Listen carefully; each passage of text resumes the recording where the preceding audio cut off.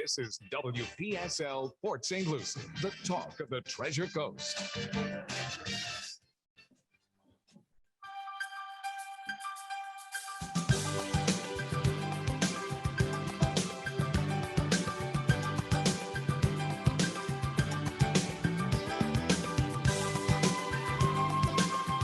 It's 11:07 at WPSL 1590, the talk of the Treasure Coast, webcaster to the world, webcasting to, as we see now, 49 countries.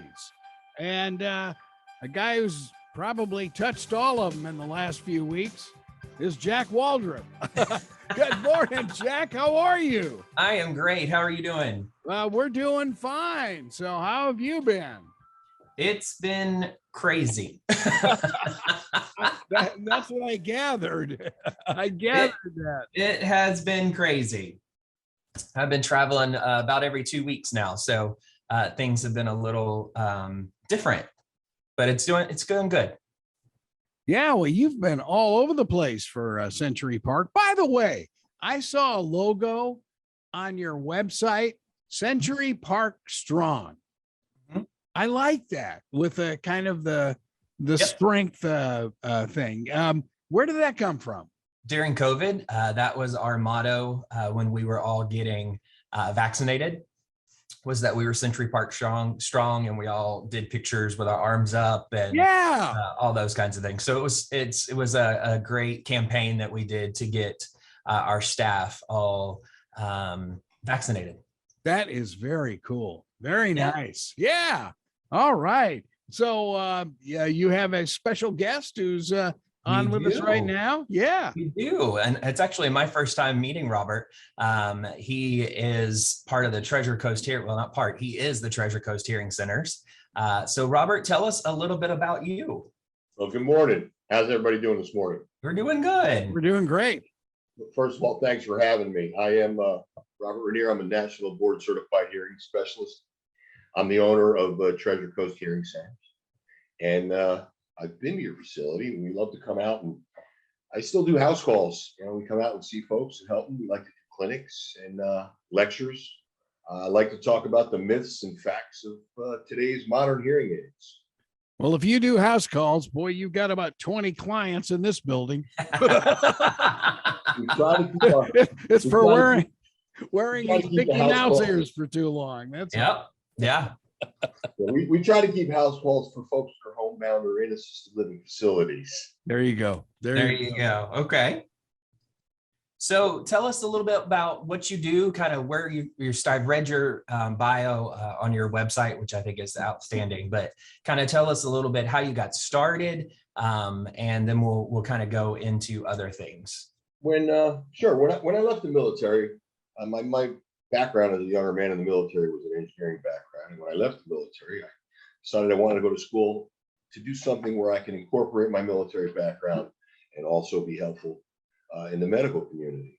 And becoming a hearing instrument specialist gave me the opportunity to work with the electronics that were really advancing quite a bit 25 years ago when I started. It was really changing. So it was interesting to get involved with the electronics and being able to know how to tweak and tune these new systems to help folks. I actually was brought into the business by a family member who was down in South Florida, is where their location was, and since then he's retired. I opened my first practice in West Palm Beach, actually, just down the street from Century Village on a military trail in West Palm. Came to the Treasure Coast in 2007. The office I have now is right by the Roosevelt Bridge in the Nexus building. And I've decided in what is basically the third chapter of my career that I wanted to work with folks that were using their insurances for hearing devices. Up until about 3 years ago, there really was no insurance involved. And now there is. And a lot of offices want to shy away from it. I gravitated towards it because I have found that many of these new insurance policies have the ability for folks to get great equipment at significantly reduced prices. And what it's allowed me to do is to become more of a clinician. I work more clinically than anything else now. And it's really, really a joy to work clinically. Okay. And tell us about I was reading, and it's kind of a neat story. The first time you fit somebody. You were, I'm thinking, asking about the first time that I cried in the office. Yes. Well, That if was my a wife great was story, standing- by the way, Jack. If my wife was standing behind me right now, she'd tell you that I am a crybaby. So I do get emotional pretty easy, but it's, I was in an office in West Palm Beach, and I was actually just starting my career. I was working with a gentleman, and the patient that I was seeing, her sister was visiting from Italy, and these two ladies they were Italian. They spoke English. They spoke Italian primarily to each other. And when I fit the sister with the hearing aids, and they started speaking to each other, and the next thing I knew, they were speaking in Italian. I couldn't really understand what they were saying. And then they were crying, and I was worried. I was like, "Ooh, did I do something wrong?" And then in English, they told me they hadn't been able to have a conversation like that in so many years. And me being me, I just broke down and cried with them. And every once in a while, I still get emotional sometimes when I'm working with patients, seeing the reaction that they have. It's definitely rewarding. Okay. And so you were originally in the military. 11 then years, went in- maybe. and then went into to doing this with hearing aids.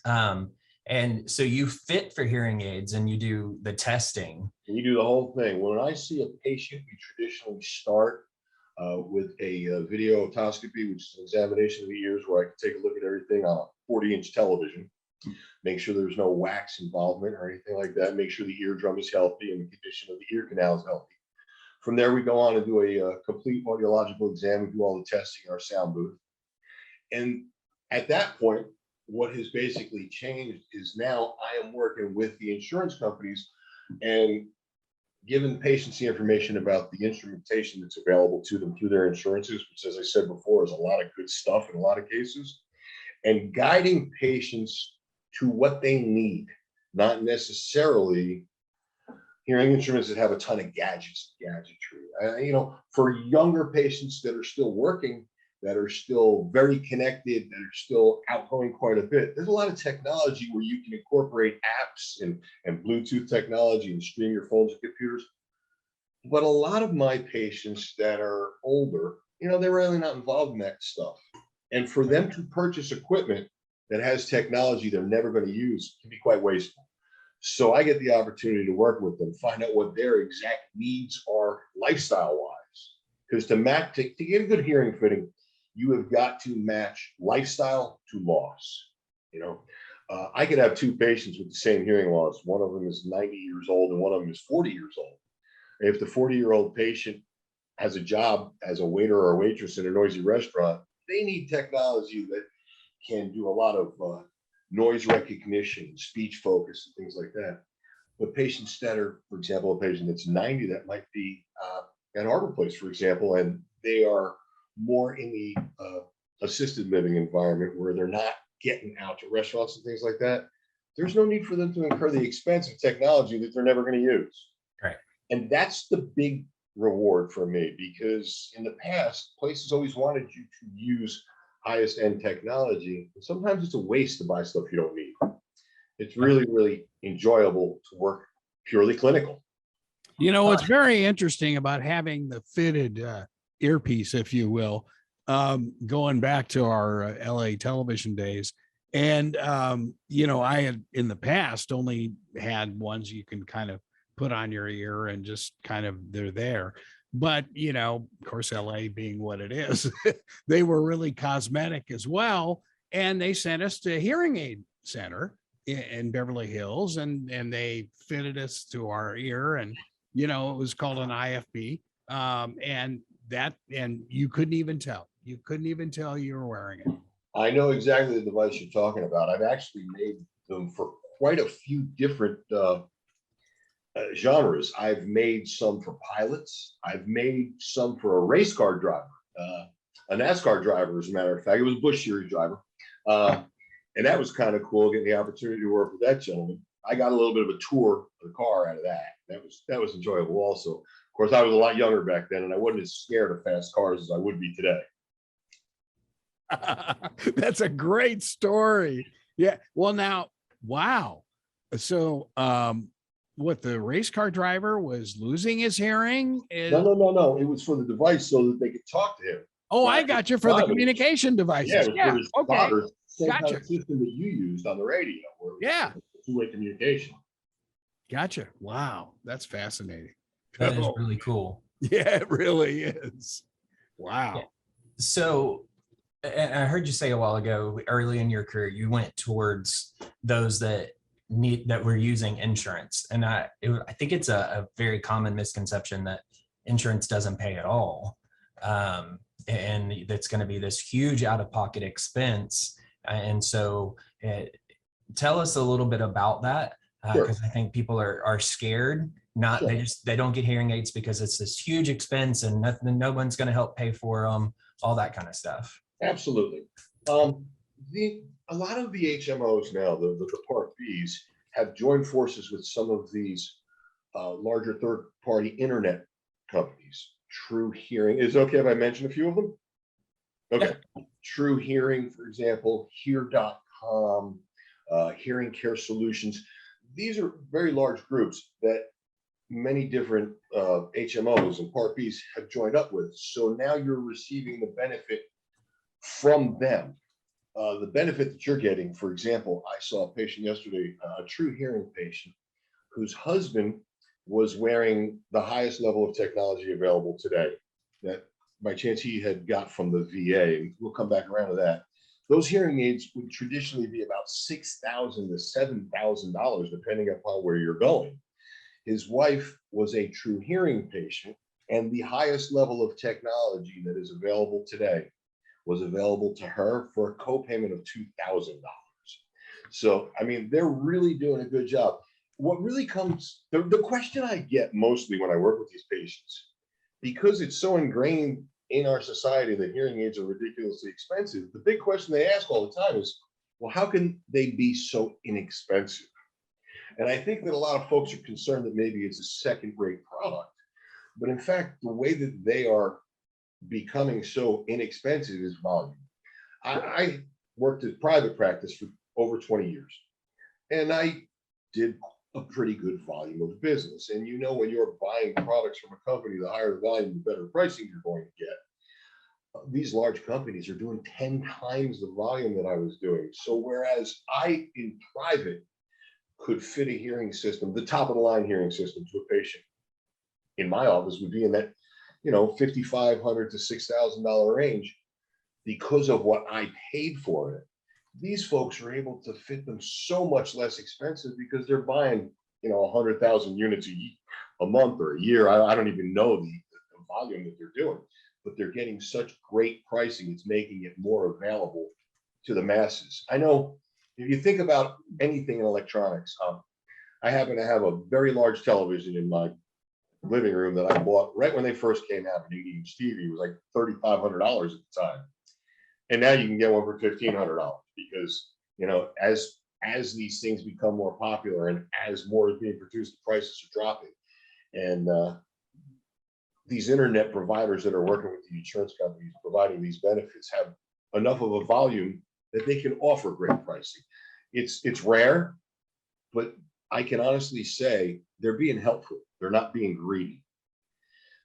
And the reason why I'm going to say it that way is, all of these third-party providers, the Hear.coms and the True Hearings, well, they know the price of hearing aids traditionally out in town. They could have lowered the price by only, $500 or $1,000, and that's a significant difference. They actually went to the max for folks, and probably because the insurances asked them or put out to bid for their services so they can get the best deals for their patients.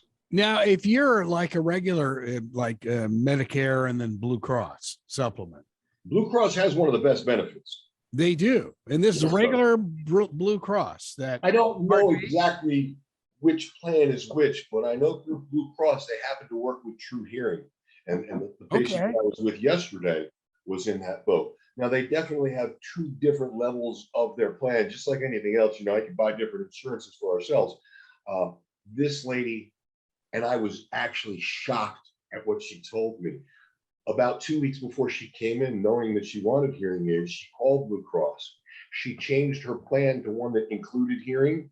It was an extra $2.97 a month on her insurance bill, but saved her $4,000 on hearing aids. So, I mean, there is some good avenues. As a private practice, I did my best to keep my prices lower than most other offices. It was the platform that I did business. I'm a small, I kind of like to think of myself as kind of very old school. I still carry a Marcus Welby bag when I do my house calls. I answer the phones. In fact, I answer the phone 24 hours a day. Patients, I sometimes get a patient call in the evening. So because I do things slow and I like to keep it like the old country doctor, my overhead's low. I was able to help folks reasonably cost effective, but I can't do it as good as these folks can do it with their insurances. I still do see private patients from time to time, and often, as you had started to ask about, what about folks that don't have insurance? Some of these, like Zip Hearing is another company that's very good. They have outstanding prices on quality products, and they work with the public directly. That's another good one for the listeners to think about, Zip Hearing. So does Blue Cross Blue Shield, just for our younger listeners, did they have a cutoff age that they? I don't know. I don't know enough to know if it's part of a Part B when they graduate to Medicare, or I do know that federal employee Blue Cross and Blue Shield has a benefit.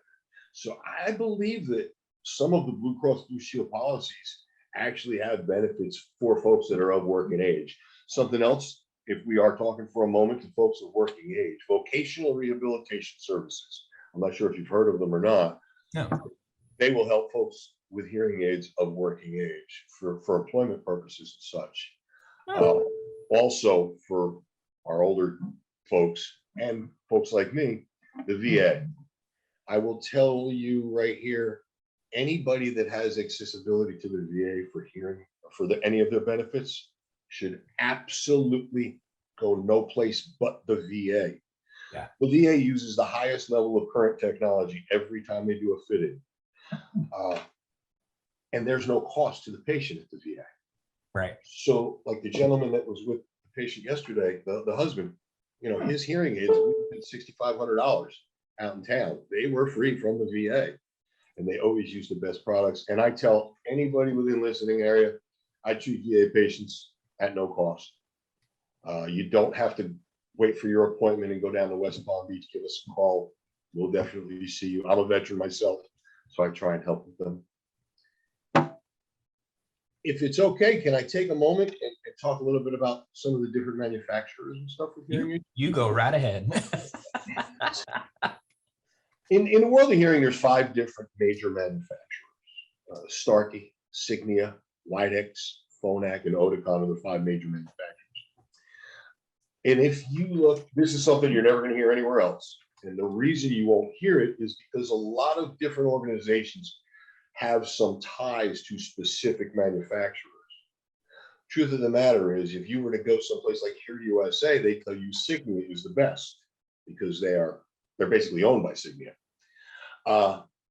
If you went to Audibel, they tell you Starkey was the best. The truth is, they're 100% equal. In my opinion, 26 years of using all the different manufacturers, each of the 5 major manufacturers currently has 5 levels of technology. I guess I got all 5 fingers up there. And if you compare the highest level of technology from one brand to the highest level of technology from any of the others, they're absolutely equal in performance. There might be slight differences in some of the ergonomics, maybe the color a little bit, the shape, things like that. Sometimes the software package, which would affect me, but the actual technology in hearing aids across major manufacturers, when comparing level to level, is absolutely equal. I have nothing bad to say about any of them. I have nothing bad to say about any office to get your hearing instruments in the St. Lucie area either. And happy to answer any questions about any of them. They all do excellent work.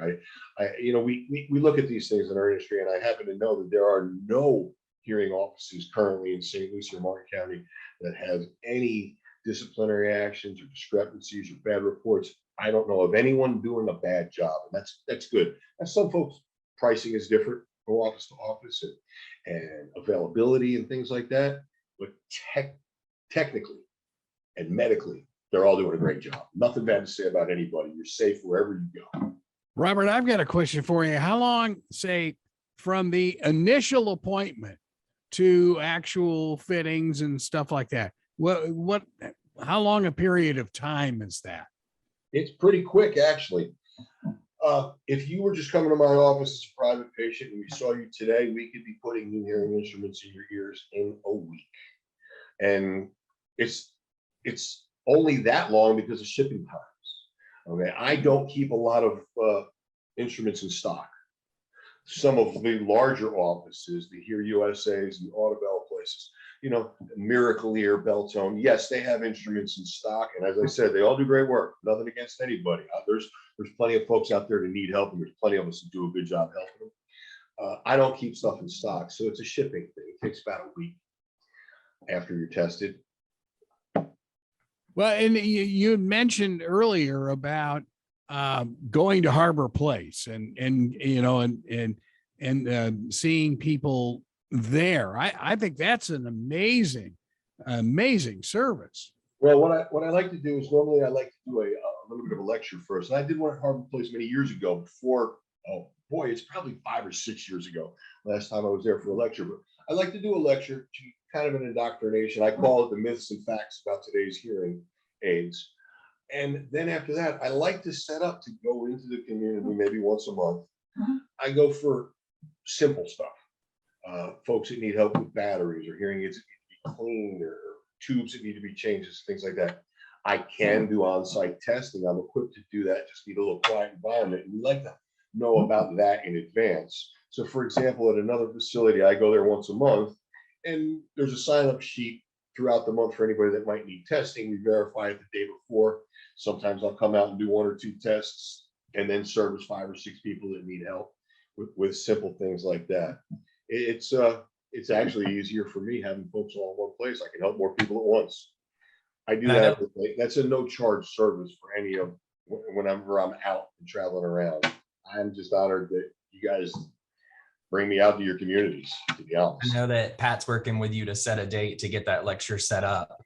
And we're very much looking forward to having you back in the building as well. That service, it's unbeatable. I mean, to have someone that's willing to come into the building to do those necessary things, it makes a huge difference. Most times it's really simple too. When I think about folks that are having problems with a hearing aid, 9 out of 10 times, it's something that can be taken care of in 2 or 3 minutes. It's usually a wax filter or something like that. Today's devices really don't break down as much as hearing aids used to in the past. The electronics of them have gotten better. Now with rechargeable batteries, the hearing aids are actually sealed units, which used to be a little bit of a problem in Florida with all our moisture and humidity. You get a little bit of corrosion in the electronics, and now they're lasting longer. I believe the average life expectancy of a hearing aid is probably now over 5 years because of the flexibility in the electronics and the durability due to the water resistance and the rechargeable batteries. So that rechargeable thing is huge, because I can remember my grandparents and them. I could hear that high-pitched squeal, and then they got to change the batteries, and that's difficult when you're losing dexterity in your fingers to change those. Then I don't really know much about hearing aids, but the tiny battery that went in it. Well, they're still tiny, and even for me sometimes, because my hands are kind of large and a little bit rough, it can be a little. I mean, I'm getting older myself. It's been a little difficult for me. I got to put my cheaters on to read and be able to see those batteries these days. I don't work without them anymore. I understand. I absolutely understand. Rechargeable has alleviated that problem. And how many times I had patients that would drop a battery, they couldn't find the battery, it was their last battery, things like that. Rechargeable is great. When they first came out, I didn't like them because they weren't as durable. They didn't last as long. They didn't have as long of a run time. They weren't sealed unit rechargeable batteries, and it was not an induction charger. The induction chargers with sealed units now, and the lithium-ion batteries really solved that problem. So what is the battery life of hearing aid battery? Of a rechargeable battery on a hearing aid? Sure. Well, I'm not sure if you're asking the life on a daily basis or the life over time. So I'll answer both because why not?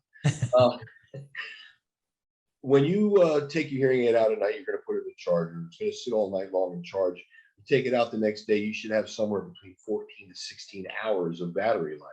Now, if you're using a streaming device where you're streaming your phone calls, or maybe you're streaming Pandora or something like that, and streaming music to your hearing aids, that might shorten your battery life a little bit. But for the most part, it's about 14 to 16 hours on a charge. Now, of course, just like with cars, my pickup truck doesn't get the gas mileage that my wife's little car does. So if I'm working with a patient with severe hearing loss where they need more power, they're going to use the battery up a little bit quicker. Patients that have a more mild loss get more time on their batteries. As far as the battery life of the device, the hearing aid battery itself, well, today, all hearing aids that you're going to get are going to come with a minimum of a 3-year warranty. And I mean all hearing aids from hearing aid offices, not mail order stuff, things like that we come back to. They're going to have a 3-year warranty. And if anything goes wrong with that battery in that time, they're going to replace that battery at no cost. Beyond the 3-year warranty, if the battery needs replacing, it can be done. And I believe it's a $50 battery. So they're really economical. Because if you think about how much batteries are going to cost you, in a regular size 312 battery hearing aid, you're probably going to change batteries once a week. And I know I sell batteries very inexpensive. I sell 24 batteries for $10. Right. That's going to add up when you're using 2 a week because you got 2 ears. Right. Whew. I couldn't even, that doesn't even sound fun. No, and the other part of batteries, the other part that the rechargeable solved is, if you think about it, how many times have you gone to the store and you bought a pack of batteries, you come home, and after a half an hour, the battery dies because they were sitting on a shelf in a warehouse somewhere for a long time, yeah. Okay, rechargeables are going to eliminate that. My answer to eliminating that over the years was that I didn't really have a storeroom. I had a drawer with maybe 10 boxes of batteries, and I got fresh ones from the manufacturer once a month. And I will also caution folks buying batteries out in town in drugstores and such, or worse, in the big box stores. I know you look at that date and it says they're good until December 14th, 2057. I prefer to do it like Anheuser-Busch. Let's get a born-on date. Let me know when they were made. Right. Because they might think they're going to be good till 2057, and they might end up being bad out of the box. And then a patient, they can't hear. You get a phone call, they can't hear something. So that's very distracting for you. All right, Robert, it's time to take a commercial break. We've had a couple callers call who came into the show a little late. And your name of your business and your phone number, and how do they get in touch with you? All right. Well, my office is Treasure Coast Hearing Centers. We are right there at the base of the Roosevelt Bridge in the Nexus building. The phone number of the office is 772-261-8507. It's a 24/7 number. That's it. That's how you find me. I guess you have other. We're going to take a pause now. No, it's just the call. Oh, I'm the commercial. Yeah, that's your commercial. That's your commercial. I thought I was going to get to hear you say something like we're taking a pause for the cause here. Actually, it's a pause for your cause. I kind of like that. That's pretty good. Right? We do. So I know we've talked a lot about hearing aids and that sort of thing, but so now do you, just for other people's benefit, do you work with an ENT? Do you have to work side by side? How does that process work? I don't have to work with an ENT or an audiologist. I'm a national board certified hearing instrument specialist. My training and qualifications allow me to do everything from start to finish. Okay. Part of my training is being able to recognize medical conditions. And there are certain medical conditions that when we recognize them right away, we refer. I typically like to refer back to a patient's primary health care, right? Their primary doctor. That's the person that's going to have all their records. If a patient comes in for hearing tests, I like to provide them with the tests if they want to send them back to their doctor so they can keep it part of their doctor's file. If it's an issue, what I normally do is I'll write a referral and a report. It goes back to their primary doctor, and then I prefer the primary doctor send them to an ENT that he wants to work with. If they don't have anything like that, then I absolutely can provide information for ENTs for them to go to. Okay. If we can take a minute, I want to talk a little bit at some point about the big box store. Go right ahead. That was my next question. Oh, okay. I know that I said a few moments ago that, you know, Stuart, Martin, St. Lucie County, that there's no place that I wouldn't recommend a patient to go. The exception to that is the big box stores. And if you'll allow me a little latitude, it's really not disparaging to them. I'll talk a little bit about it. I like Levi's. When I buy pants, I buy Levi's. I can't buy Levi's at Costco. Levi has made a business decision to say that we're a product that we don't want to sell our quality product to a discount type store. And the hearing manufacturers have done something a little bit like that, but there is a little bit of a twist in the end. The 5 major manufacturers do not sell their current products to the big box stores, the Sam's Clubs, the BJ's, Costco, some Walmarts have in-house hearing centers too. What they will do, however, is they will sell their antiquated technology. Like anything else, as these hearing aid companies research and develop and find new technologies, they're going to take something off the menu. Okay, so the technology at that point that they're taking off the menu may be 5 years old. They might have 1 million units left, and they're not throwing them away. So what they're doing is that is the category of devices that the major manufacturers are making available to the big box stores. Okay. So they're basically selling cutouts then. Well, no, it is good technology, and it was good. It's just old technology. It's just not the latest and greatest. Okay. And my only beef with it is this. All right, because as I said, it is good technology, and at one point in time, it was cutting edge technology. I understand it's old, but my only axe to grind is when they tell you this is the best, because it's not the best. It's the best that they have, and sometimes that might not be good enough. Okay, now, oddly enough, folks gravitate to these stores because of the pricing, but the truth of the matter is, the pricing for those instruments that are being sold, it's 5-year-old technology today, is really no different than it was 5 years ago when it was being sold in regular hearing offices and stuff. I know that they're there for good service. You know, the quality of their staff is always licensed and everything. As I said, my only axe to grind is they're kind of deceiving a little bit by using the name of the manufacturer, but not and saying it's the best when it's the best they have, not the best the manufacturer has to offer. That's my only beef with that.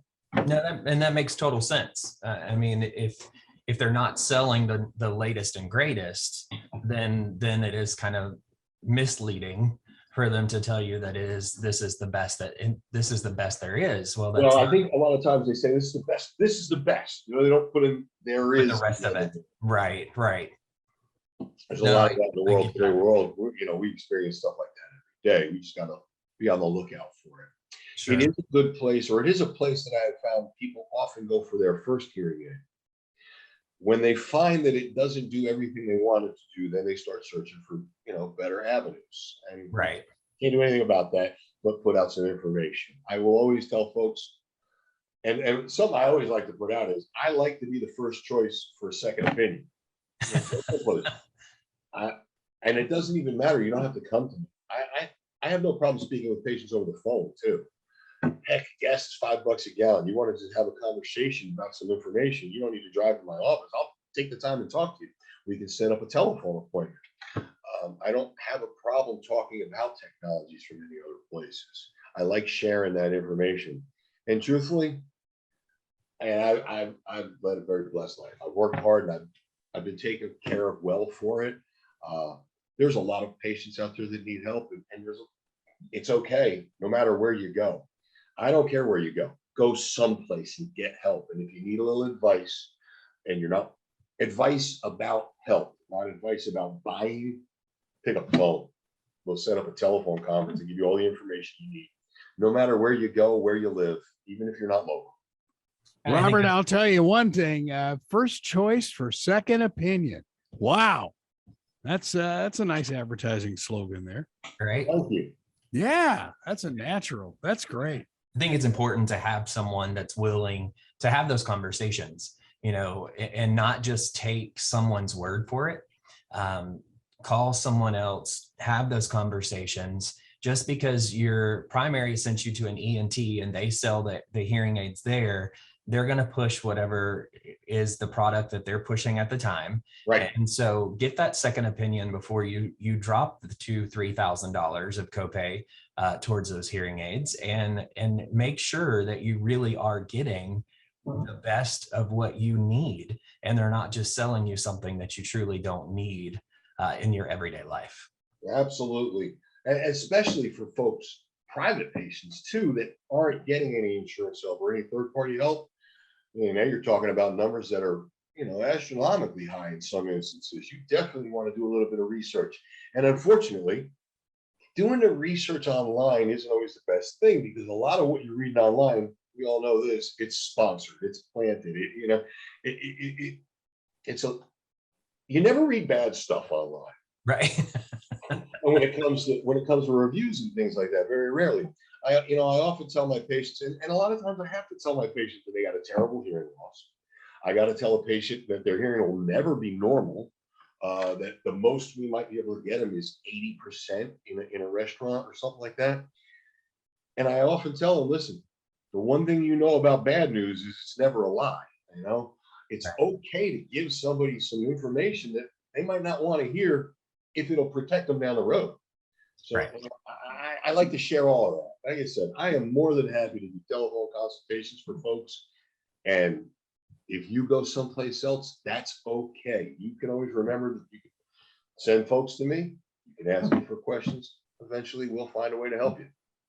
So tell us again, Robert, for those that might have just joined us, who you are, where you're from, phone number, all that kind of jazz.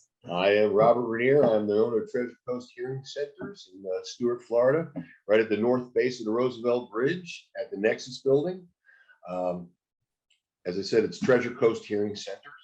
I'm a one-man band. You're going to see me. You're going to talk to me on the phone. Our phone number is 772-261-8507. 24-hour number. You call, we answer. I'm surprised it hasn't rang during this. And our office hours are Monday through Friday, 9 to 4. We do weekends by appointment. If I have to see somebody on a weekend, we can do that. You know, the population of folks that are using hearing instruments is getting younger. People are getting help sooner, which means I've had to make some adjustments to see folks that work. I have plenty of patients now that are still going to work every day. Right. So we'll do a little after 5. We might do a Saturday morning, whatever you need. Okay, I've got a question. Yes, Having done IRSC basketball for 15 years, you see these kids at 17, 18, 19 with the iPods Yes, sir. in their ears. What is that doing to their hearing? I mean, sometimes I can hear the stuff at the front of the bus when they're sitting all the way in the back. What does that do to them? Well, before we talk about what it does to them, let's take a minute and talk about what it does to me. It seeds my retirement package. That's beautiful. They're hurting themselves. Okay. Hey, look, I went to the Rolling Stones.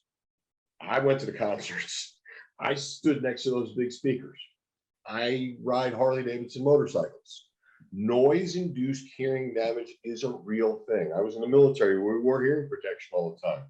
So these kids that are using that stuff are my future patients. Now, if they're 17, they're not going to be my patient because, I'm 59 years old.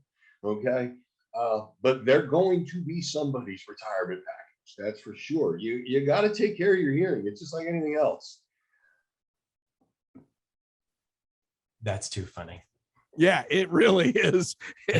I mean, they tell you that as a kid, you're going to damage your ears, like sitting too close to the TV. Yeah. Oh, yeah. Right. I mean, my mother used to say that to me all the time. You're sitting too close to the TV. Right now, we're conducting business in life basically on TVs that we're sitting close to. So maybe mom was trying to trick us back then. Right. Yeah, probably. So, and like I said, I know that we're working to get you in to do a seminar with us, and we're looking forward to that.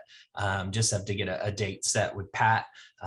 So we are looking forward again, Robert, to having you here. So tell us again, and we're going to kind of recap a little bit because we're coming towards the end here. Tell us again, kind of your story of how you got started. Going from being in the Navy to fitting hearing aids.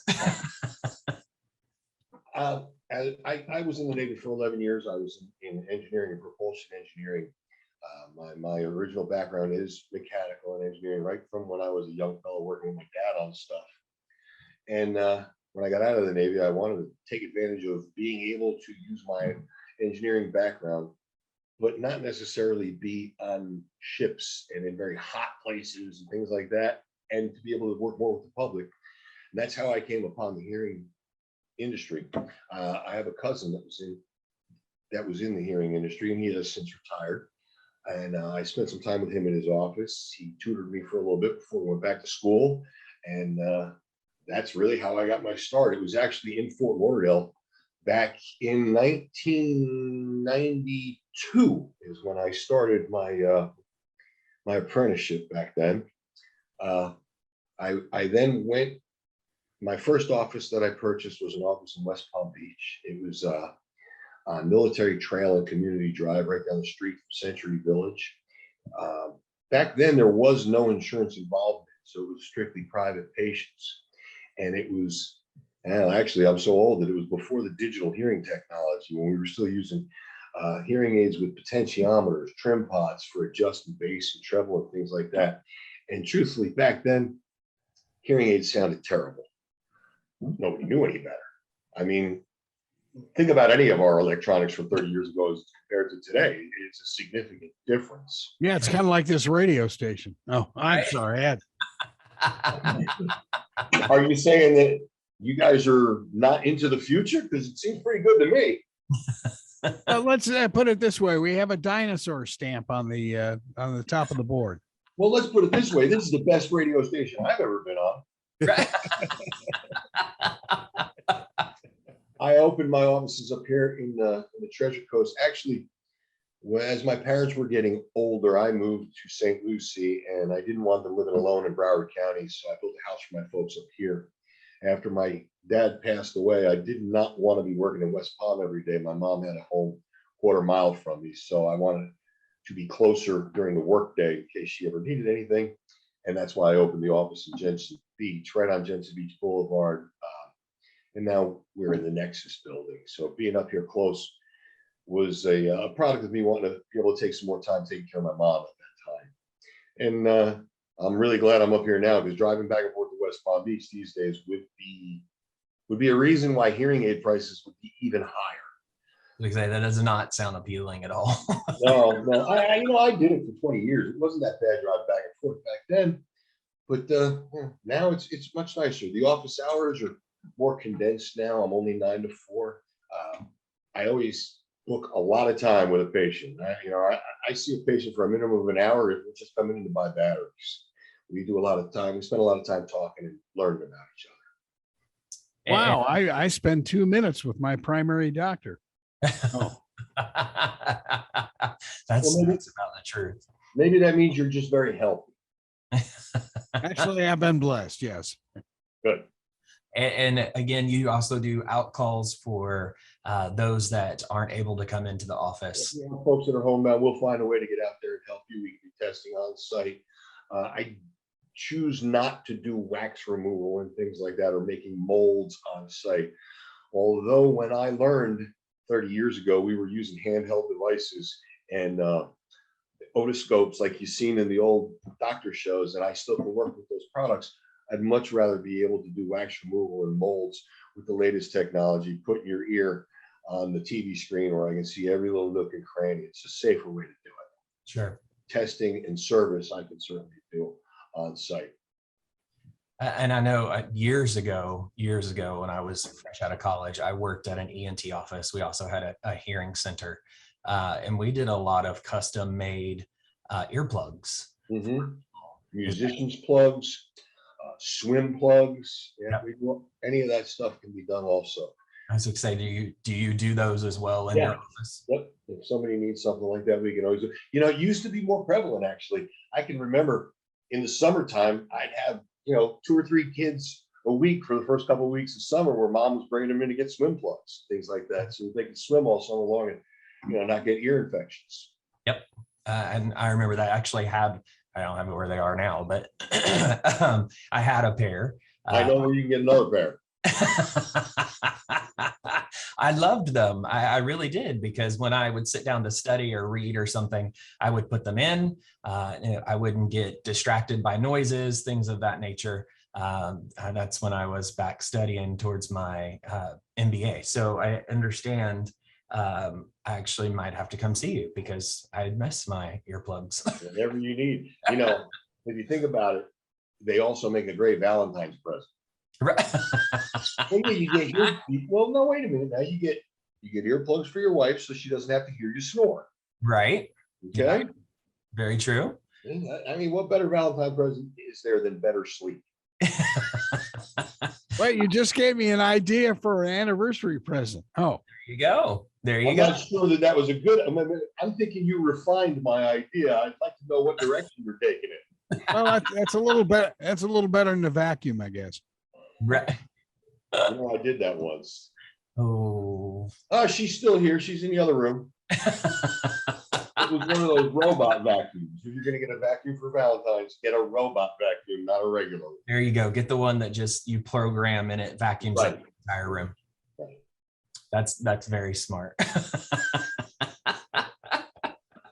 So for those of you that are just joining us, we're with Robert. He is part of Treasure, or he is not part. I keep saying part, but you are the Treasure Coast Hearing Center. It sounds like his better half also works there with him as needed. Well, actually, my better half helps me with everything, but she does not work with me. She's a realtor. She does not work with me. Gotcha. She supports me. Well, we all have to. She will sometimes answer the phone, patient calls. I often tell my female patients, if they are going to call late in the evening and my wife answers, please say you're a patient. Right. Yeah, that probably would be a very good idea. It is. Yep. And so kind of tell us the size of your practice right now, because I know some people are asking, are thinking, with a one-man show, how many can he actually see in a week? That sort of thing. I actually see very small amount of patients. I might see 10 patients a day. Okay.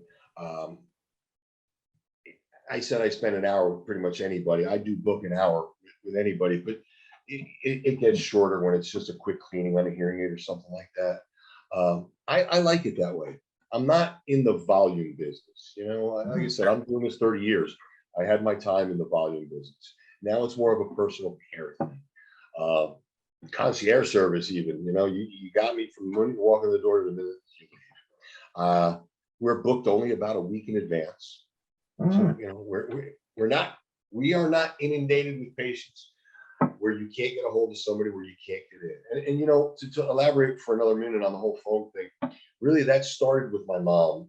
When as my mom got older, after my dad passed, when I was taking care of my mom, I found the need, because of my schedule, to often have a quick conversation with the doctor's office. And I wasn't happy getting the receptionists and the recordings and the leave messages.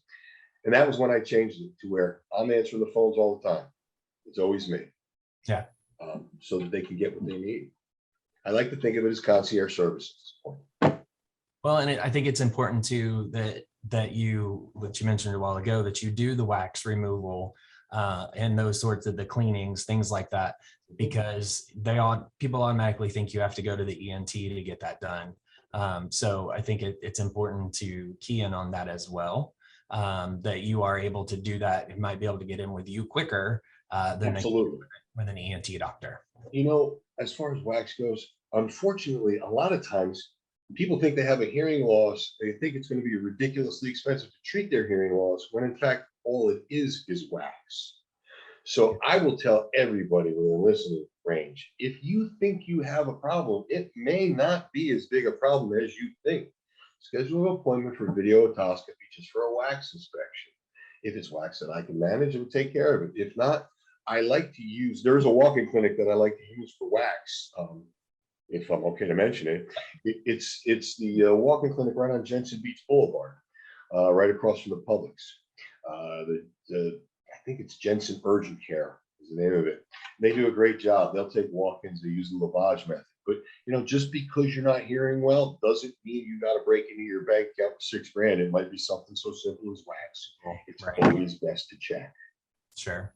And that's a very good point. You know, don't automatically assume that you have a hearing loss.